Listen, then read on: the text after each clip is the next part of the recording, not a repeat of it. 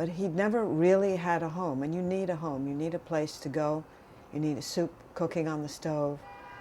You know, you need a nice home where you can go and you shut the door and the whole world is outside. He didn't really have that. He didn't really have a family.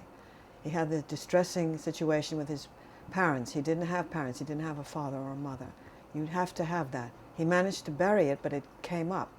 It didn't come up right away, but it began to come up in his 20s, and in his 30s, it began to show itself in alcohol and drugs. He began drinking too much. He began taking something. I don't know what it was. Perhaps it was speed. You can see him in Dusan Mickiewicz' W.R. Mysteries of the Organism, when he talks about the time of his deflowering in the back of a taxi cab. He tells that on screen, one of the saddest things I've ever heard in my life, because when I first knew him, he confided in me that he was a virgin and that he was afraid to have sex with anyone. And he said, you know, girls really have it good. They can dress like a boy. They can dress in skirts. They've really got it cool. They've really got it. They can dress anyway and look anything. This, of course, was a question. He would often make statements that were questions, asking me, is this right? Should I think these things?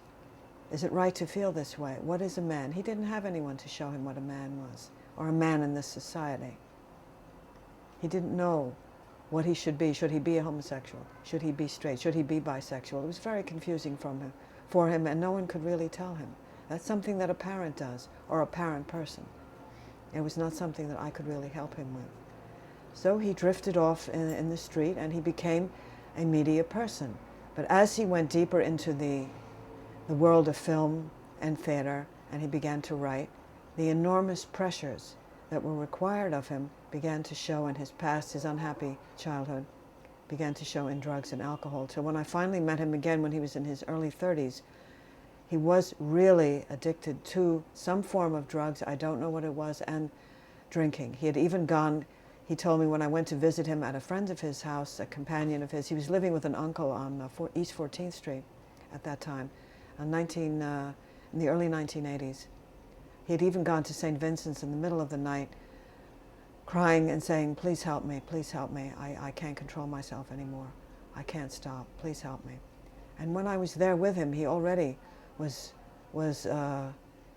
falling over, literally. I had to hold him up. He was a very tall person. He was much taller than I was, and I had to actually hold him up. And he was talking a mile a minute and saying about his companion, so-and-so, you've got to tell him to buy me that vanity. I've just really got to have that vanity with the mirror. It's so beautiful, you've really got to tell him. And he would go on like this for minutes on end, talking very quickly. But the drugs and the alcohol were telling on him. And I would think back to the time when people would ask him for cigarettes and he would say, oh no, I'm dieting. Or he would say, that's not good for you, you should eat healthy.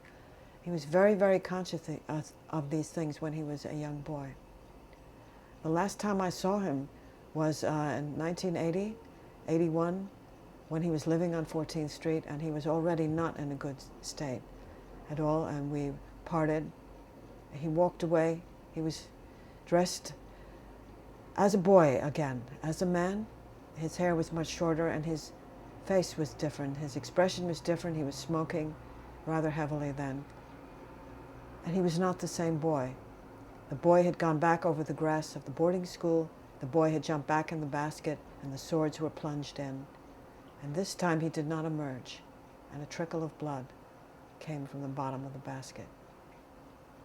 And that was the end of my friend, Jackie, whose name was John Curtis Holder and who was called Curtis by his family, but he was always Jackie to us.